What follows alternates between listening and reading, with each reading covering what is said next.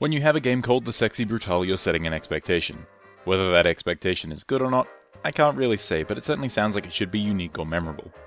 Thankfully, The Sexy Brutale delivers a stylish, satisfying experience that completely meets that expectation. Named for the casino-mansion hybrid in which the game takes place, The Sexy Brutale puts you in control of Lafcadio Boone, a guest at one of the establishment's lavish masquerade parties. But all is not right at The Sexy Brutale, as the guests are being picked off one by one by the murderous, gas mask-wearing staff members. With the ability to replay the day's events, Groundhog Day style, it's up to you to save your fellow guests and uncover the mystery behind The Sexy Brutale. Beneath its cartoonishly opulent style and thanks in part to some absurdly funny writing, The Sexy Brutale offers a surprisingly engaging mystery to unravel. It also gives center stage to an ensemble of fun and interesting characters, each with their own backstories and intertwining relationships to explore. These characters are brought to life through the game's exaggerated cartoon style, and part of the appeal to playing through the game is seeing what odd and eccentric guest you'll have to save next. Exploring the titular establishment is also a joy thanks to the over-the-top environments on display, from the serpent-themed Venom Bar where patrons literally pick their poison, to the guest rooms littered with the creepiest art collection I've ever seen in a game. I mean, how many games bust out Goya's Saturn devouring his son in the very first room you see? The Sexy Brutale lets you know early on that you're in for something unique, even if the name didn't tip you off. Adding to the unique personality of The Sexy Brutale is the game's swinging soundtrack, which is full of jazzy tunes that you just can't help but tap your feet to. There are even a couple of lovely vocal tracks alongside the usually catchy background themes. Unfortunately though, these are the only examples of voice work in the game, as characters instead communicate solely through text. I feel like the already unique and compelling characters could have been made that much more memorable if they'd been given a voice to go along with their exceptional visual designs. With that said, the storytelling aspect of The Sexy Brutale's audio design is nothing to scoff at, as the game does a great job of marking the various events running parallel to each other with striking sound effects. The smashing of glass, the sound of gunfire, all of it alludes to events happening throughout the mansion as you investigate elsewhere, and discovering where these audio clues fit in as you progress further is strangely satisfying. So in terms of style, The Sexy Brutale pretty much nails it. As I mentioned, it could use some voice acting, but otherwise its personality shines bright. Its style more than makes up for its somewhat average technical fidelity, though aside from the occasional stalling load time while transitioning between rooms, The Sexy Brutale runs fairly well. With such a unique style and plot, it only makes sense that The Sexy Brutale would be equally distinct in terms of its gameplay.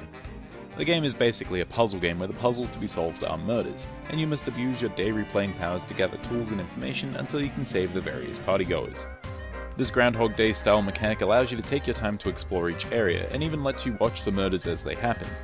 Doing this gives you the clues you need to prevent each murder, and although it's possible to solve each problem without watching them all the way through, I highly suggest witnessing each death at least once in their entirety. The death traps are often so elaborate and the writing so humorous that I found that beyond giving the player clues, the murders were just morbidly fun to experience. In terms of preventing the murders themselves, they're like the perfect point-and-click adventure game puzzles. Every solution to every puzzle makes sense, and if the answer isn't immediately clear, then exploring the environment or spying on the victims or murderers will eventually yield some sort of hint, if not an outright answer. All that The Sexy Brutale asks is that you pay attention to your surroundings. It never asks you to think too absurdly far outside the box. Listening to your surroundings or spying on other guests through keyholes will be your main source of information, as you're not actually allowed to occupy the same room as another partygoer. Whether they're a victim or a killer, merely being in the same space as another character will cause their mask to chase you, and prevent you from interacting with any objects in the room. While this doesn't provide that much of a threat, the game uses this element as a good way of forcing you to time your investigations and plan when and where you need to be, rather than just allowing you to roam freely. Speaking of roaming freely, the way that the various rooms of The Sexy Brutale open up to you feels fairly rewarding, as each guest you save will grant you with some mask-based power. These powers will usually reveal a way to progress into new areas of the mansion, and are some of the only elements you retain through each daily restart. These mask powers, combined with the use of a few key items, allows the murders to become more complex and challenging as you progress, leaving it feeling simply satisfying to complete. It really is quite a simple but fun experience. The puzzles are challenging but rarely convoluted, and the fact that each potential murder plays out in real time alongside every other grim mishap makes the happenings within The Sexy Brutale feel much more complex than they really are. It feels busy without actually being overwhelming, which is a fine line to tread. It certainly doesn't hurt that the game's rather brief running time doesn't allow it to outstay its welcome, which would be fairly easy given its simple mechanics.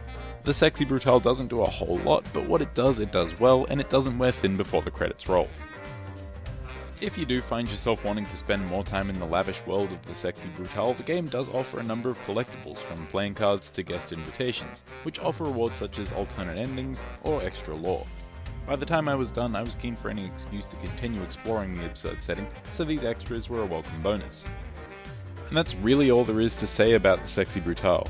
It's simple, imaginative, and stylish, and its mysterious plot is engaging and manages to stick the landing by the time the game is over. There are a few minor things that I could gripe about, like the lack of voice acting or the inconsistent load times between rooms, but on the whole, the Sexy Brutale has me thoroughly impressed. The Sexy Brutale gets an 8.5 out of 10.